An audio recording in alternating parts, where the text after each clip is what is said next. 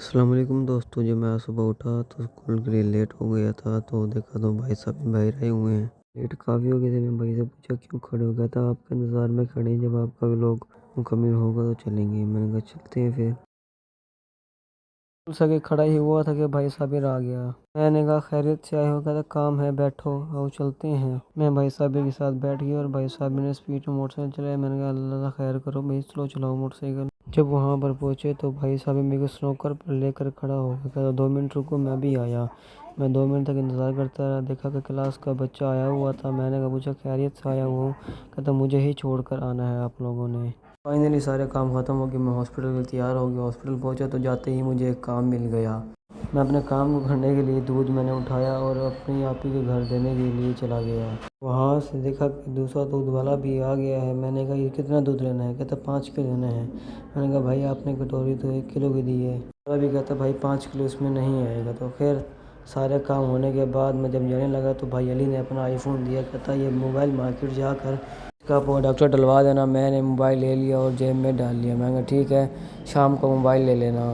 اور پھر میں جلدی اپنے گھر کے لیے نکل پڑا۔ گھر پہنچا اور میں نے اپنا چارجر نکالا اور جیب میں ڈالا۔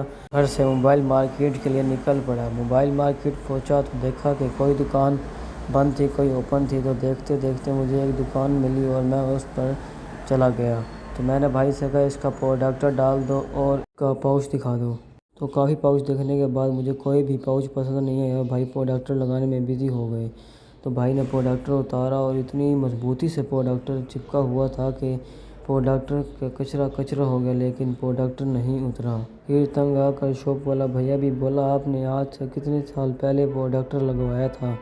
میں نے بولا تقریباً 4 سال پہلے اس کا پروڈکٹ لگوایا تھا۔ کہتا جبھی تو اس طرح ٹوٹ رہا ہے، ورنہ 1 مہینے بعد لگواؤ تو نہیں ٹوٹتا۔ اللہ کے فضل و کرم سے پروڈکٹ اتر گیا اور بھائی نے نیا گلاس لگا دیا۔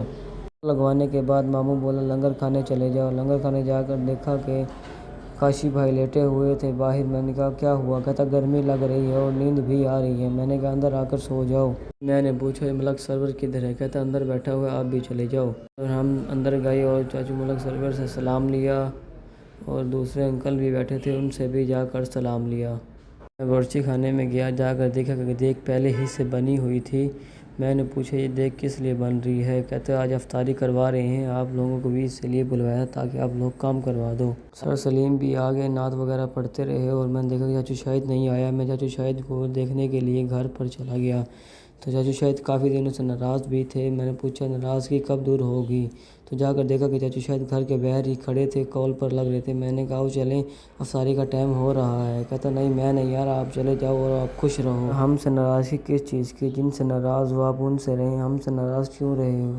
کہتا ناراضگی کسی سے نہیں ہے، بس میرے بنا کام ہو رہا ہے، ہونے دو۔ کرنے کے بعد گیا تو ہاسپٹل تو دیکھا تو بھائی جوس پی رہے تھے اور اندر دیکھا کہ فارمیسی میں بھائی حمزہ اور بھائی سعید بھی بیٹھے تھے جو ویڈیو کے انتظار میں تھے۔ کہتے ہمیں بھی ولاگ میں لو۔ میں نے کہا ٹھیک ہو گیا، اور کہتے ولاگ میں ہمیں بھی شیئر کر دینا۔ تو ولاگ اچھا لگا ہوگا تو لائک کریں، چینل کو سبسکرائب کریں۔